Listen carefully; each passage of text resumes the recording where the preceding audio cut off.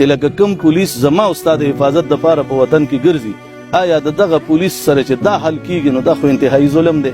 دا خو کلمه گو د دین یتیمانان بچی پاتې شو. ولی پاتې شو؟ ځکه چې د زما دفاع د پاره ولاړ دی. زه په جمعات کې چې مونږ کوم کاغه د اختر ورځي کاغه د جمعې ورځي کاغه مونږونه دا پولیس مونږ سره ولاړی. دا زمونږ نه چار چاپیره زمونږ اوس اجتماع تیر شو باران په ورېدو وب بېدې د ټول بدن نه داسې وب روانې وي او دی پاغي کې ولاړو. مونږ تاسو کولو چې تاسو ولې لکه د باران نه خو وینا مونږ ګورو چې دا د محمد رسول الله صلی الله علیه وسلم د ناموس مسله ده. الله به مونږ له جنت راکړي. اوس د دین چې د سلو نه زیاتو کسان نه کم بچی پاتې شوی دي یا د چا لاس خپل نشته دا مریضان پراته دي زخمیان پراته دي آیا د دوه د بچو کفالت بسوک کوي؟ لکه زه خو به دا ووایم چې الله بار څه کوي لیکن الله خو یو سبب پیدا کړی دی.